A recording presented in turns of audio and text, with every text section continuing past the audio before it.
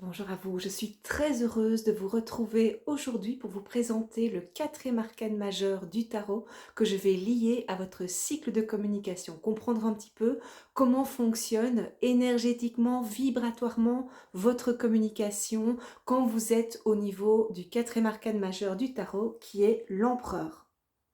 Alors, l'empereur, il nous indique qu'il y a déjà une certaine stabilité, une certaine structure qui a été travaillée autour de votre communication. Ça fait déjà un petit temps que vous communiquez, que vous vous êtes installé dans votre expertise, dans votre degré d'expérience par rapport à votre produit et votre service. Ça fait déjà aussi un petit temps que vous avez communiqué autour de ça, donc vous commencez vraiment à être très visible et à devenir une autorité dans le domaine d'expertise que vous présentez au quotidien à travers votre communication digitale, les réseaux sociaux, votre site web, une newsletter.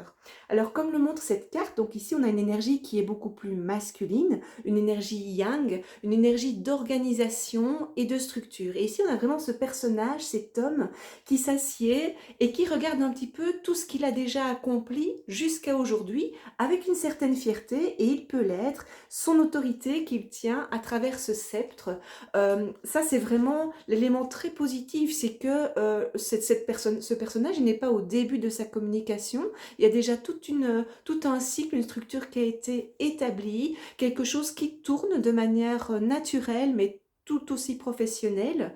Le seul danger, c'est que voilà, cet empereur, en termes de communication dans votre entreprise, quand vous êtes dans ce degré d'expertise, le danger, c'est de vous reposer sur vos lauriers et de ne pas chercher à diversifier et à innover votre communication. Donc, c'est très très bien de se nourrir de cette énergie qui est très yang, très masculine, une énergie dans l'action, dans la structure et l'organisation.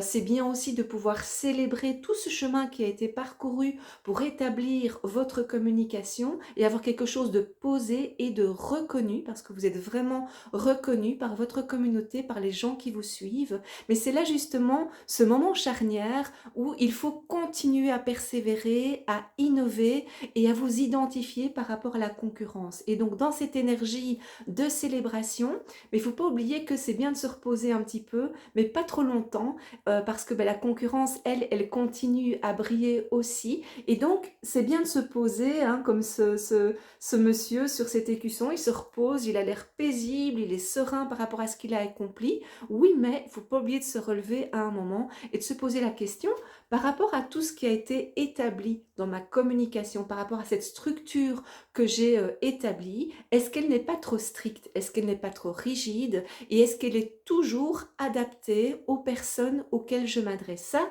c'est une question qu'il faut vraiment se poser en permanence quand on est dans une entreprise et qu'on représente cette entreprise à travers la communication digitale, parce que tout peut bien fonctionner pendant tout un temps, mais vous savez bien, sur les réseaux sociaux, dans la communication digitale, tout évolue très vite. Et donc, c'est important de régulièrement faire le point et de voir si votre communication, le message que vous transmettez, les personnes à qui vous vous adressez, tout ça est bien encore adapté à l'heure actuelle et à une structure qui peut continuer à tenir la route. Et donc, de toujours faire ce point, de célébrer d'abord le chemin que vous avez parcouru et d'être fier de votre communication et d'avoir su imposer et proposer votre expertise au sein de la sphère digitale, parce qu'on sait bien que voilà, pour avoir sa place, des fois il faut se battre, surtout quand on travaille dans un domaine et un univers qui est fort prisé, où il y a beaucoup de concurrence. Mais c'est important de savoir se remettre en question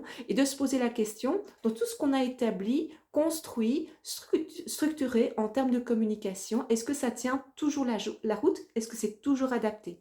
C'est peut-être aussi l'occasion, là on a un personnage solitaire, c'est peut-être aussi l'occasion de se poser la question en tant qu'entrepreneur, est-ce que je continue à faire ma communication seule? Est-ce que ça ne me prend pas de temps? Est-ce que ça me permet de continuer à faire mon métier de cœur et mon business? Ou est-ce qu'il serait peut-être opportun de déléguer une certaine partie de cette communication à un autre membre qui viendrait rejoindre mon équipe ou à une personne extérieure?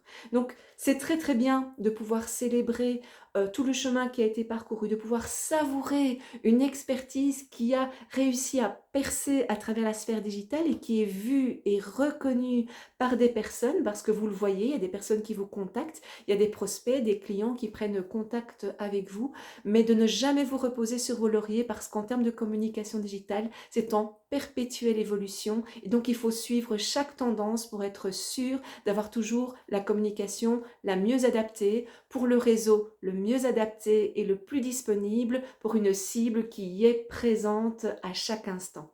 Je vous souhaite beaucoup de plaisir dans votre communication et je vous dis à la prochaine fois pour la 5e arcane majeure du tarot. À bientôt!